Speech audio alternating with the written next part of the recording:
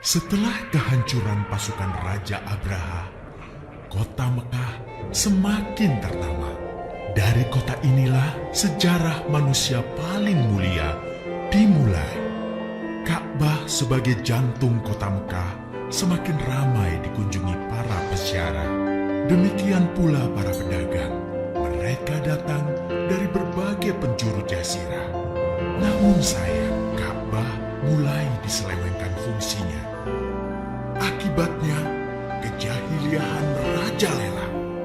Bahkan pada masa itu, memiliki bayi perempuan adalah hal yang sangat memalukan. Aib bagi keluarga. Sehingga sebagian dari mereka tega membunuh bayi perempuan mereka sendiri. Di tengah kondisi masyarakat jahiliyah itulah Nabi Muhammad dilahirkan. Bayi luar biasa itu lahir dari rahim seorang wanita mulia bernama Aminah.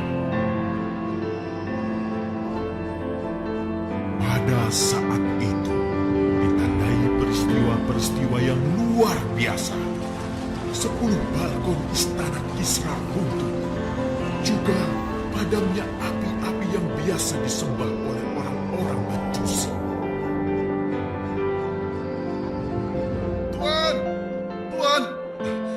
Tuan Abdul Muthalib, ada kabar gembira. Kabar gembira? Ada apa? Kabar gembira apa? Tuan, cucu Anda telah lahir. Benarkah laki-laki atau perempuan? Laki-laki, Tuan. Subhanallah, Alhamdulillah, Allahu Akbar. Kalau begitu aku ingin segera melihatnya. Mari, Tuan. Setelah mendengar itu, Abdul Muthalib bergegas menuju ke rumah Aminah.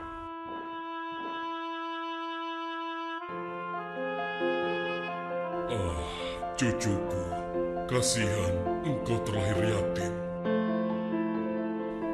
Dengan penuh kasih sayang, Abdul Muthalib membawa cucunya ke Ka'bah. Ya Allah, jadikanlah cucuku ini menjadi seorang yang mulia dan terhormat, sebagaimana Nabimu Ibrahim alaihissalam.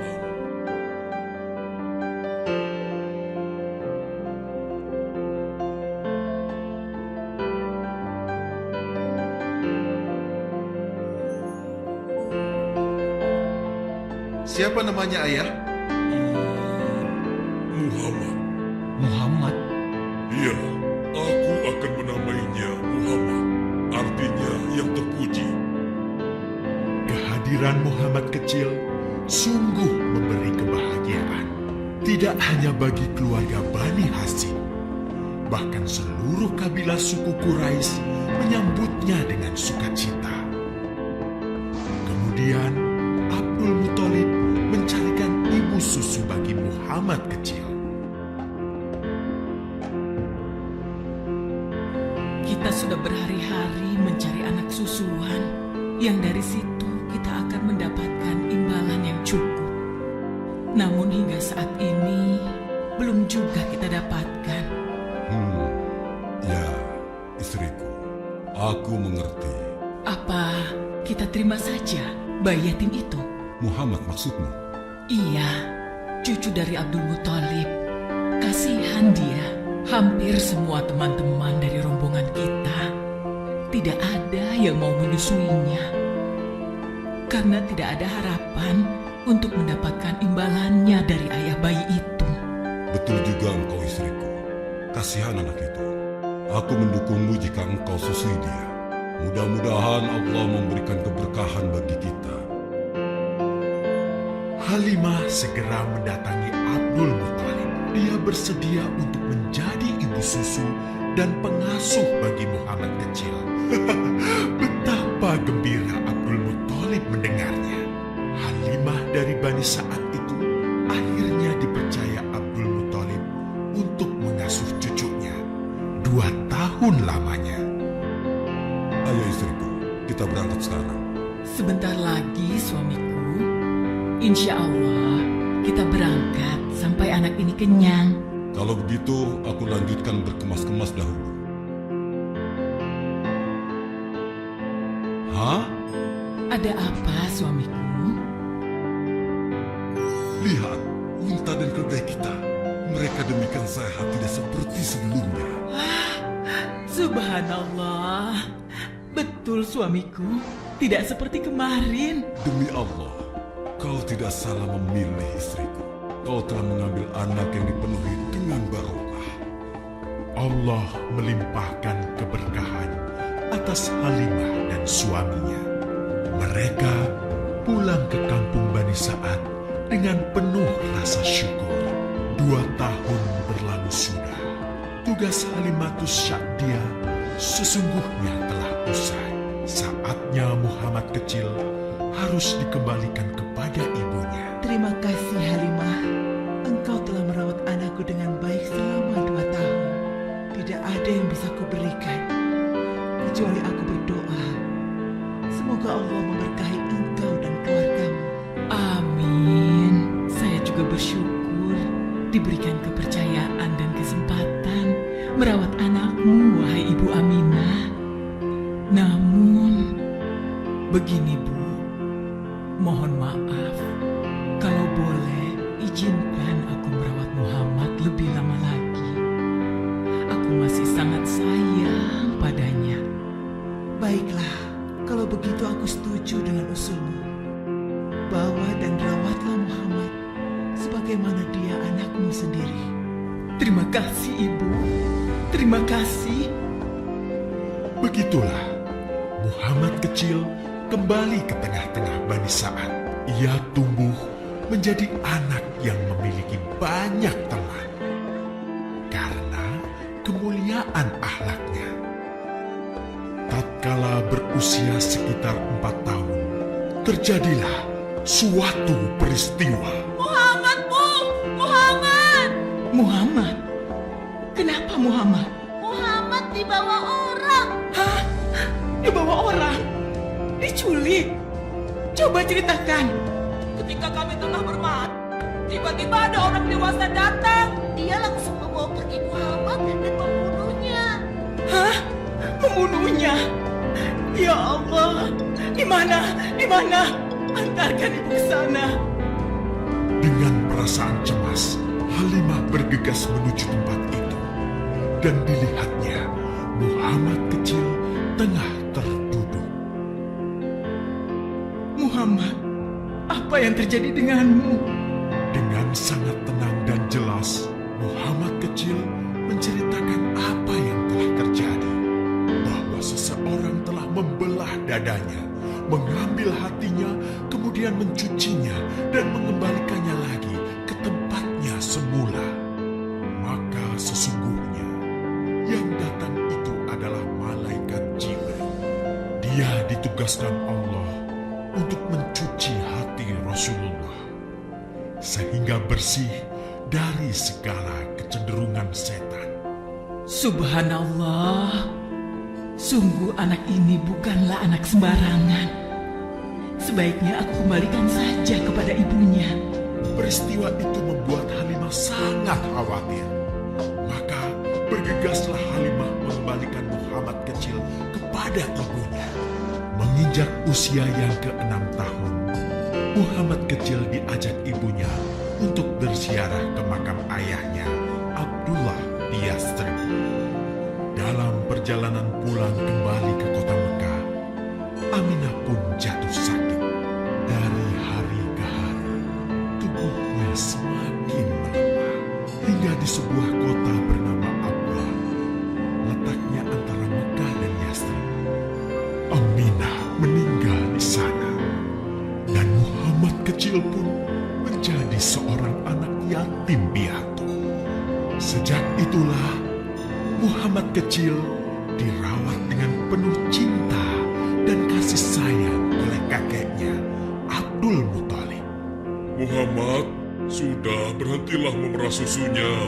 Insya Allah, sudah cukup untuk persediaan kita hari ini. Beristirahatlah sejenak. Makanlah agar kau tetap sehat.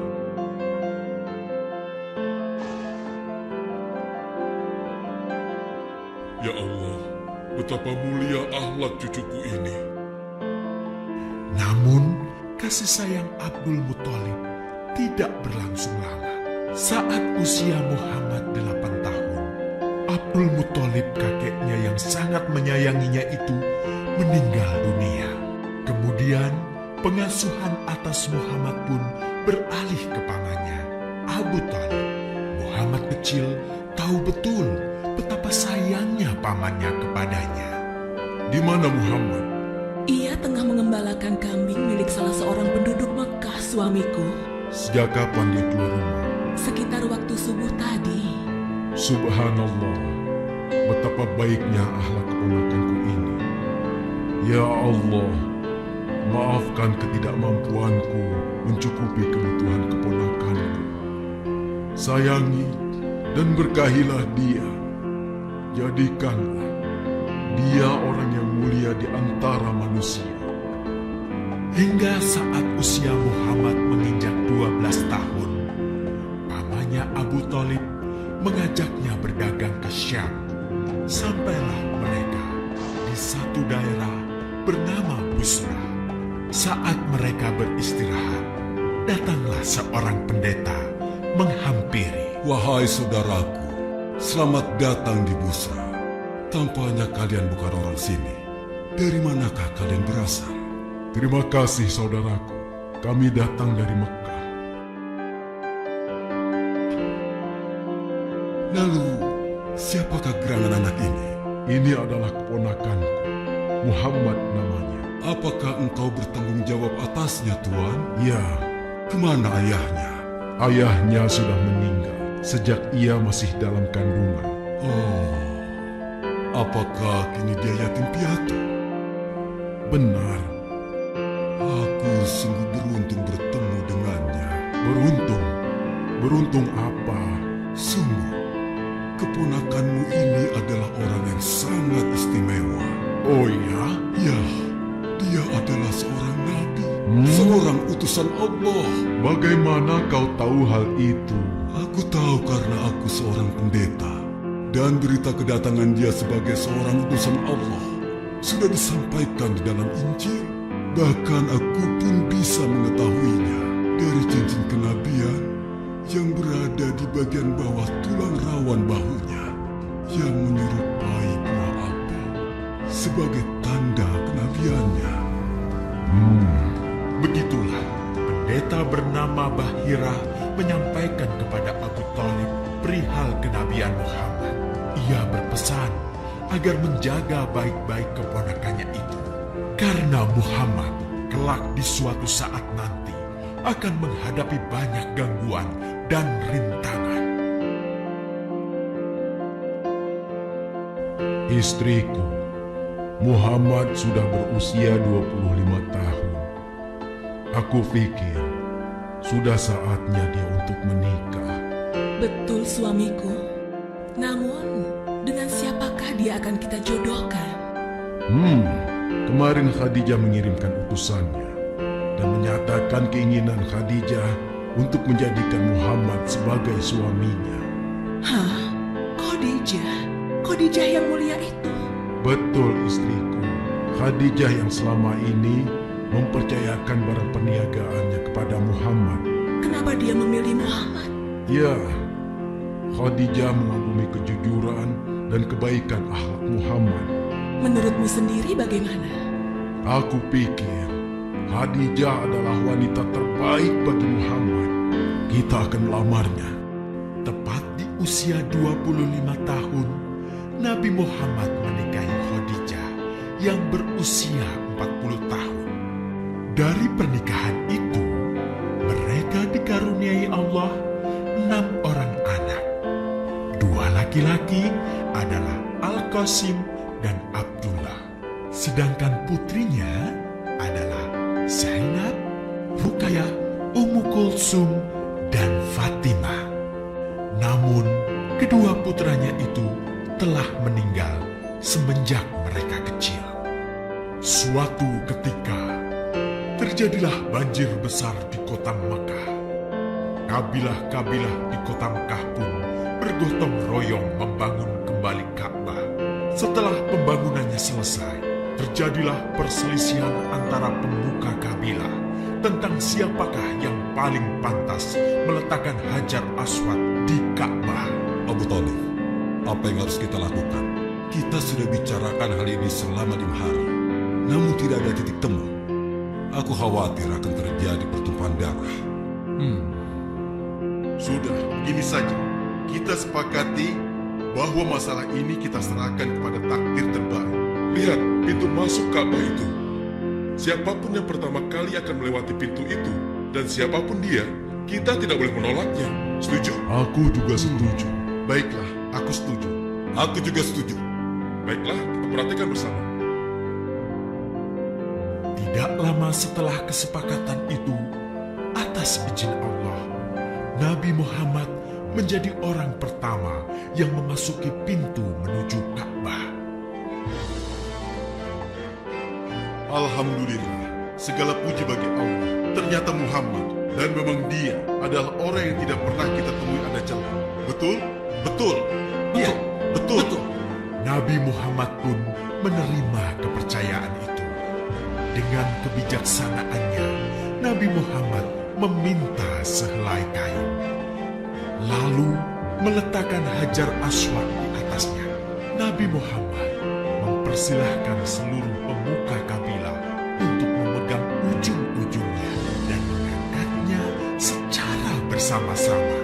Setelah sampai pada sudut Ka'bah, giliran Nabi Muhammad meletakkan Hajar Aswad di tempatnya semula. Terhindarlah perpecahan di kota Mekah. Meskipun demikian, kegelisahan masih terus menggelayuti hati Nabi Muhammad. Kejahiliahan ada di mana-mana. Kezaliman dan kemaksiatan terus berlangsung. Ia tak habis pikir. Nabi Muhammad mulai merenung dan menyendiri untuk menghindar dari perilaku jahiliyah.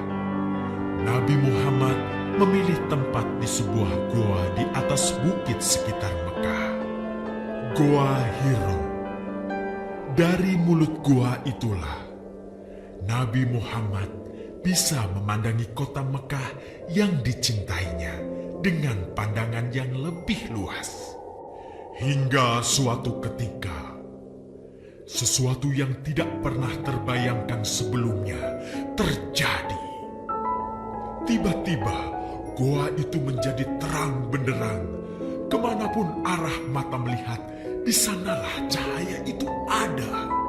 Itulah malaikat Jibril.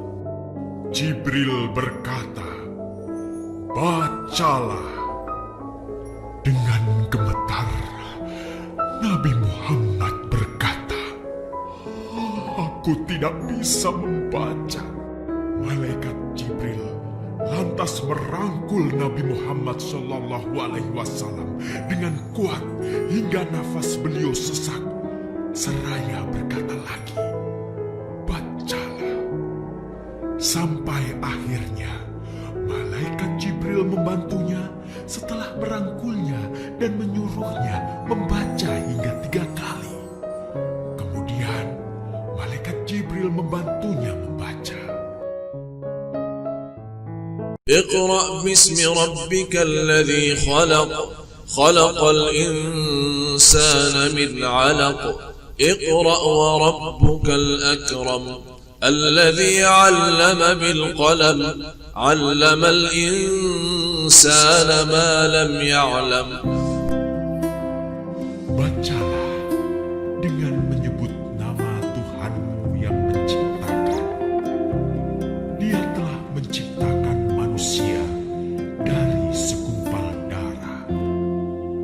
Bacalah, dan Tuhanmulah yang paling pemurah, yang mengajarkan manusia dengan perantaraan Al-Qalam. Dia mengajarkan kepada manusia apa yang tidak diketahuinya. Kalimat suci telah terucap, resmilah sudah. Dari dalam Gua Hiro, Allah mengangkat Nabi Muhammad SAW sebagai penuntun dari kegelapan menuju cahaya, dari keburukan menjadi kebaikan, dan dari kesengsaraan